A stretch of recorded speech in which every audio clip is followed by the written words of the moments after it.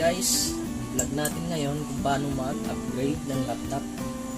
Lumang-lumang laptop na ito. So, i-upgrade natin sa SSD. Saka dadagdagan natin ng memory. Ayan, 4GB.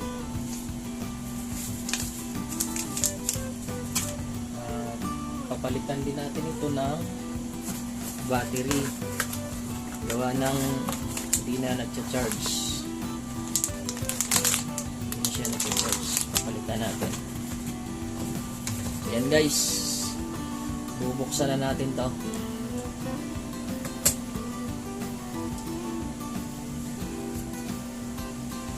Una itong sa keyboard.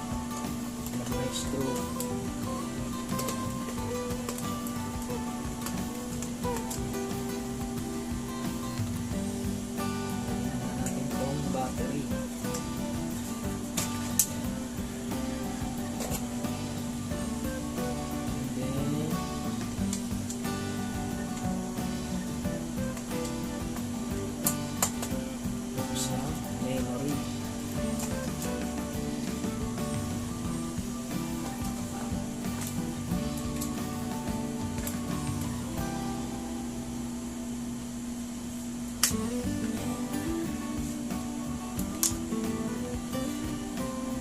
Tayong 2GB. Ayan, napakabagal.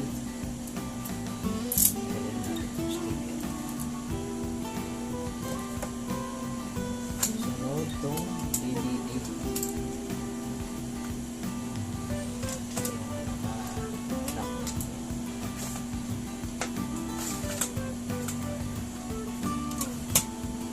Sunod itong disk drive.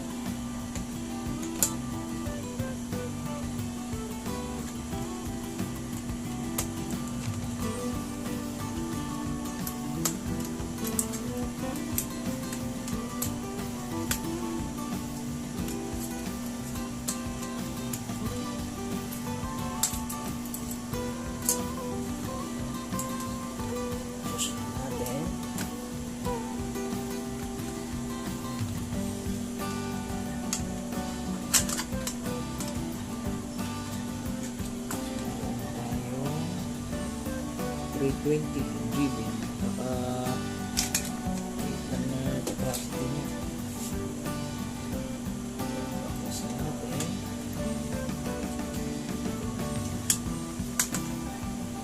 So, okay. Hindi na natin tatanggalin.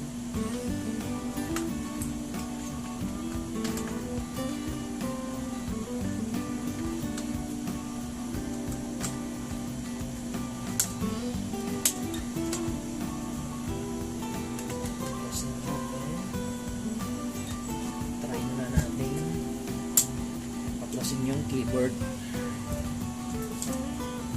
Ito yung mga lock niya guys. Saka yung flex. Lumagan lang natin. Ito yung flex niya guys. Yan. Ito yung misi natin ito mamaya. Paklasan natin. Try natin kung paklasan.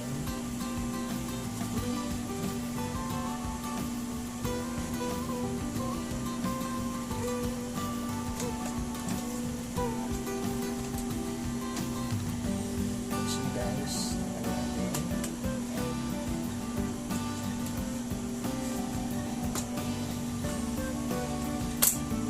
okay. Control niya sa switch. Para mapaklas natin tong fan niya at malinis. Ito. Kaya minsan guys naghahang yung mga laptop natin kasi pag madumi itong fan natin, kumbaga hindi na nakakalabas yung init, hindi niya na mailalabas. Kaya nag-overheat. Paklasin natin ito sa processor. baklasin natin lahat guys at mag-repaste tayo. Thermal paste.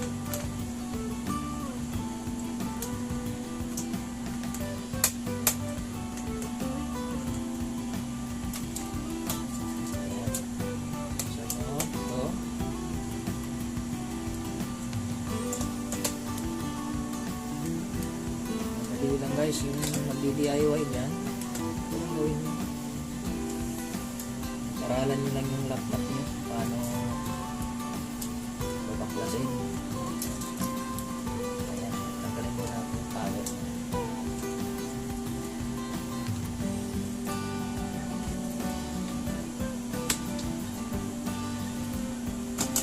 Ayan, medyo mahirap lang tanggalin.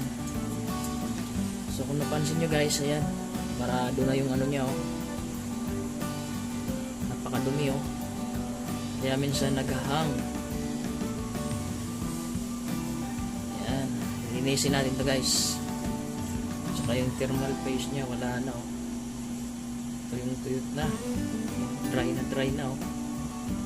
Kaya naghahang talaga.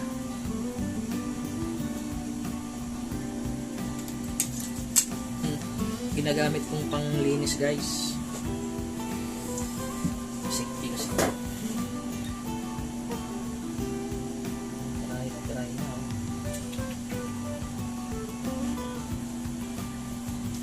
Yan, bilis lang guys. Pati itong ano, lilinisin din natin to. Palitan natin yung thermal paste. So, napakabili guys, oh.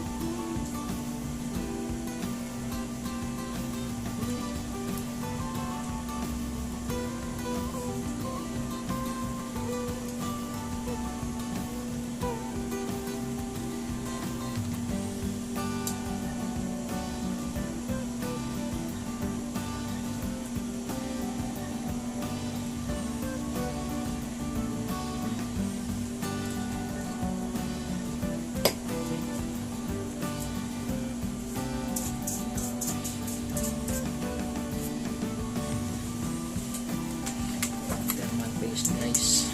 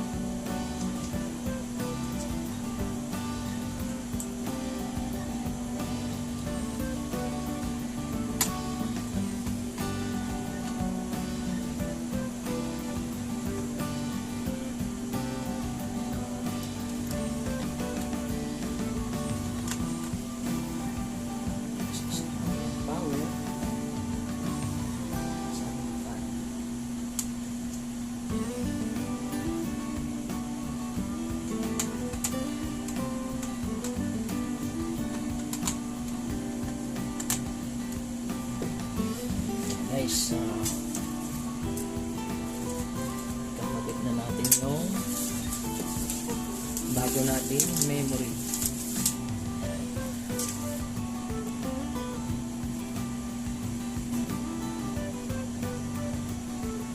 Yes, 4GB RAM na ito.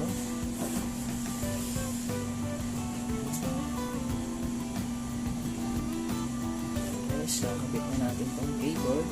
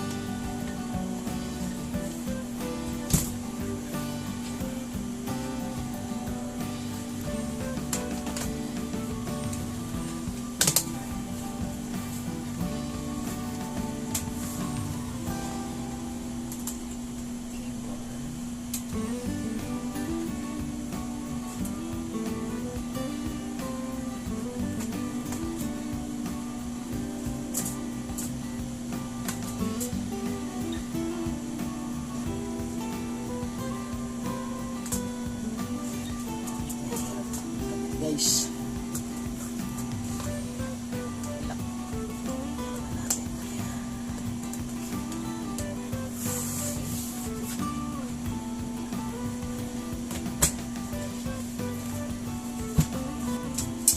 lagay natin itong 2GB memory. Total niya 6GB na.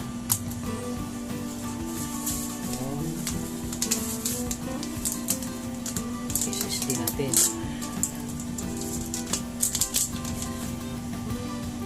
2.5.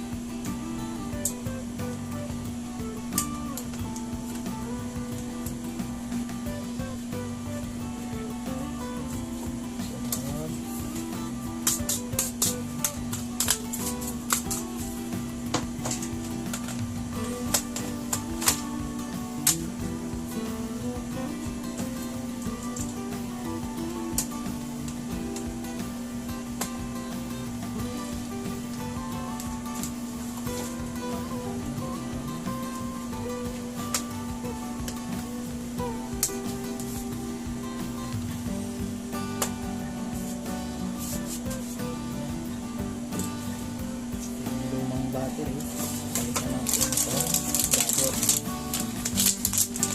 hindi na ito-charge yung luma niya.